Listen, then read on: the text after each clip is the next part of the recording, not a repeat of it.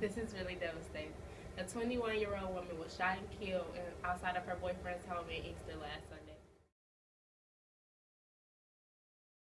Jenna Gracio was sitting in the car with her boyfriend outside of his home on Parkwood Street.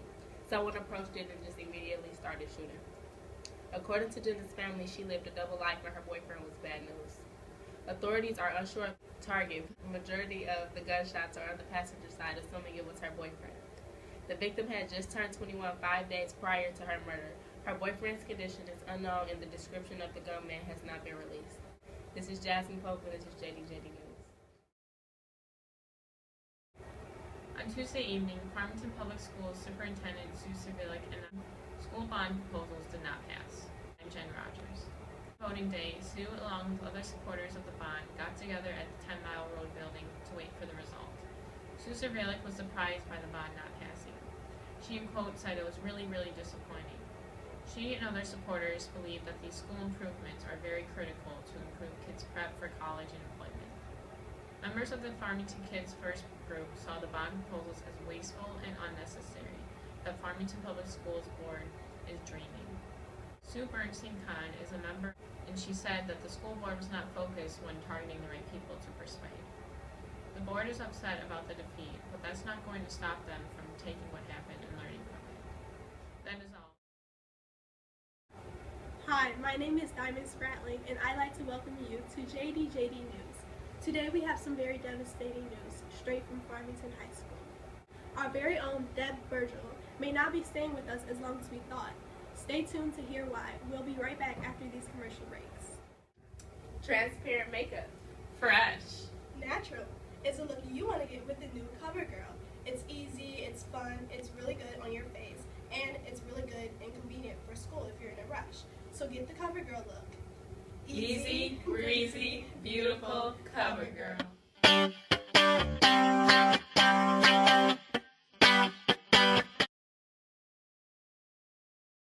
Welcome back to JD News. As we all know, Deb has had some difficulties walking for quite some time due to her ankle pain. Unfortunately, her injury has taken a toll on her working abilities. Virgil says she now plans to seek a job up north where she can work at a golf course and possibly ride the golf carts. Although she is excited to venture on to new things, she will miss her very own partner in crime, Mr. McGregor, and we have a few words for him. I've worked with Deb for 13 years. I've enjoyed working with her. As far as the retirement goes, I'll believe it when I see it. I've been hearing about this for 13 years.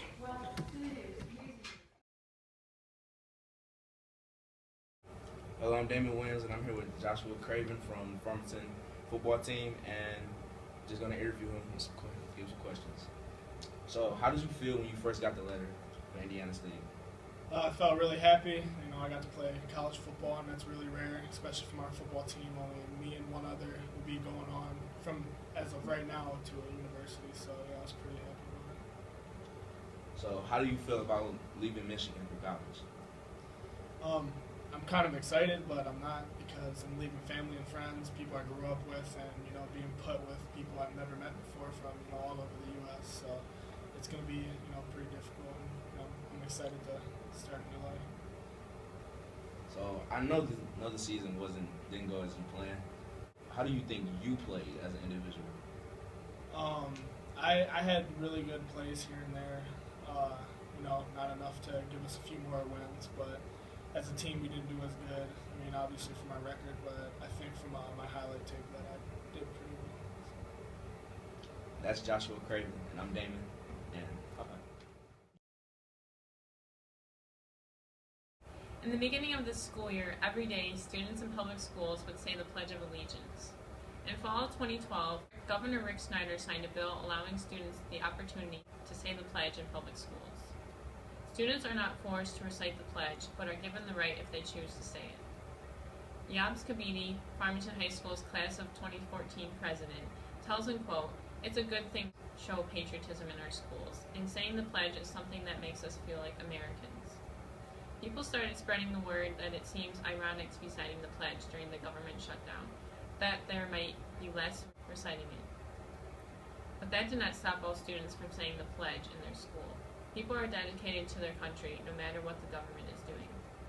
More flags are placed around the school to fulfill the law of its requirement that every classroom must have an American flag visible. Overall, students have been given the chance to say aloud the pledge to their country and be proud in what they believe in. My name is Diamond Spriley, and I will be talking to you guys about a little bit of fashion trends. Even though the weather is just now setting in, it's never too late to start looking for prom dresses for your magical night. And 17 magazine has given us a little sneak peek of some of the hottest prom dresses for 2014. From lace to sequin, flirty, and even unique. Here they are. You could get the lace look, the sequin and sassy, the flirty, metallic, strapless, unique and flashy, and even the high low dress. Hi, this is Jasmine Pope, and this is JD News. Fascinating couple Kim Kardashian and Kanye West are finally jumping the broom. But their time for joy has already got off to a rocky start. Kim Kardashian and West are accusing the YouTube co-founder for illegally publishing their proposal video for founding his new website. Chad Hurley is being sued for illegally recording the couple's engagement party. Hurley also signed an agreement prior to the event stating that he wouldn't publish any content recorded after being invited by one of Kanye's guests.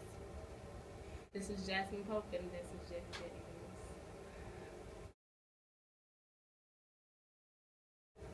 So this is the update on Kevin Ware. As a lot of people may remember the tragic incident that happened to Kevin Ware during the Duke versus Louisville game. He snapped his leg in half.